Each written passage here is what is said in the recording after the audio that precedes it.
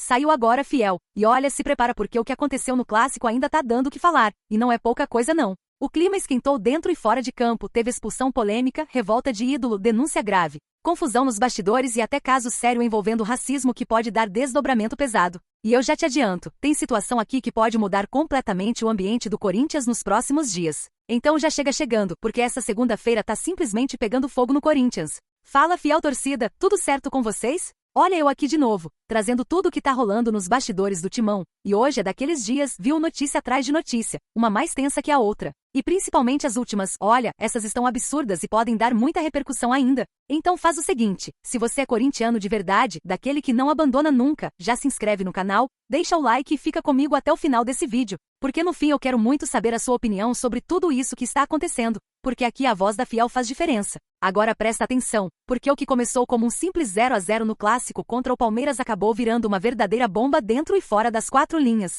E tudo começou com um lance que deixou o time na mão ainda no primeiro tempo. O volante André acabou sendo expulso após um gesto obsceno, e esse lance gerou uma revolta gigantesca, principalmente de um nome que você conhece muito bem, Craque Neto. E olha, ele não aliviou absolutamente nada. No primeiro momento, Neto até tentou entender o lance, achando que poderia ter havido uma provocação ou até uma falta mais dura. Só que depois que viu o replay com calma, ele mudou completamente o discurso, e aí veio a bronca pesada. Ele foi direto, sem filtro nenhum, como sempre. Disse que não dá pra aceitar esse tipo de atitude, chamou o lance de coisa de jogador juvenil e deixou claro que, na visão dele, a expulsão foi totalmente justa. E vamos ser sinceros aqui, fiel. Num clássico desse tamanho, com o estádio lotado, jogo equilibrado, você não pode dar esse tipo de vacilo, né? E aí eu te pergunto, você concorda com o Neto? Foi atitude de jogador imaturo mesmo ou você acha que o árbitro exagerou na decisão? E o pior é que essa expulsão mudou completamente o rumo do jogo, porque o técnico Fernando Diniz teve que mexer em toda a estratégia ainda no primeiro tempo, e quando parecia que não podia piorar, piorou. No segundo tempo, o lateral Mateuzinho também foi expulso. Ou seja, o Corinthians ficou com 2 jogadores a menos em pleno derby. 2 a menos. E aí, meu amigo, era pra desandar tudo, mas não desandou. E aqui a gente precisa falar de um ponto que talvez esteja passando despercebido por muita gente, a postura do time. Mesmo com 9 em campo, o Corinthians mostrou uma entrega absurda, uma raça que a fiel cobra sempre. E muito disso passa pelo trabalho do Diniz. Ele reorganizou o time, fechou os espaços, fez mudanças importantes e conseguiu segurar o resultado. Foi um empate com gosto de vitória? Pra muita gente, sim. E teve nome que salvou o time, Hugo Souza. O goleiro foi simplesmente gigante, garantindo o 0-0 com defesas importantes em momentos cruciais. E no fim, ainda teve chance de ganhar. Mas o Yuri Alberto acabou desperdiçando uma oportunidade clara. Agora me diz, você acha que mesmo com 2 a menos, o Corinthians merecia ter saído com a vitória? Só que o jogo não acabou quando o juiz apitou. Muito pelo contrário. Porque depois da partida, o que era tensão virou confusão generalizada. O Corinthians denunciou que 2 jogadores do elenco, Gabriel Paulista e Breno Bidon, foram agredidos por seguranças ligados ao Palmeiras no acesso aos vestiários.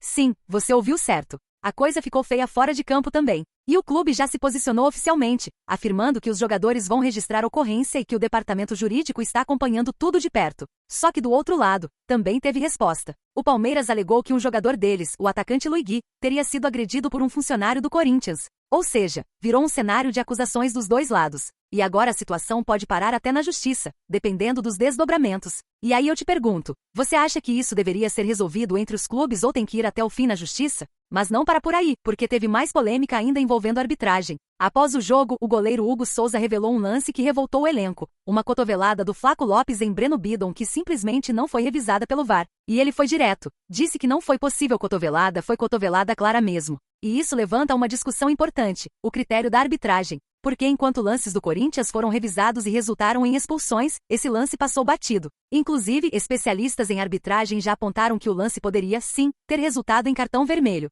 Agora eu quero saber de você. O Corinthians foi prejudicado pela arbitragem nesse clássico? E como se já não bastasse tudo isso, ainda teve um caso gravíssimo envolvendo racismo. O goleiro Carlos Miguel, ex-Corinthians, foi alvo de injúria racial durante a partida. E isso muda completamente o peso da situação. O clube se posicionou imediatamente, repudiando o ato e garantindo que vai ajudar a identificar o responsável. A polícia já deve notificar o Corinthians para ter acesso às imagens do estádio. E aqui não tem discussão. Esse tipo de atitude não pode existir. Não no futebol, não na sociedade, não em lugar nenhum. Agora me diz, fiel, qual deve ser a punição para quem comete esse tipo de crime dentro de um estádio? E no meio de todo esse caos, o Corinthians ainda precisa virar a chave. Porque tem decisão pela frente. O time volta a campo pela Libertadores contra o Independiente Santa Fe. E existe uma expectativa enorme. Até porque no papel, o Timão tem um elenco muito mais valioso, com nomes como Yuri Alberto e Memphis Depay. Mas a gente sabe, dentro de campo não ganha quem vale mais. Ganha quem joga melhor. E o momento exige mais do que nunca concentração total. Porque no Brasileirão, a situação ainda preocupa.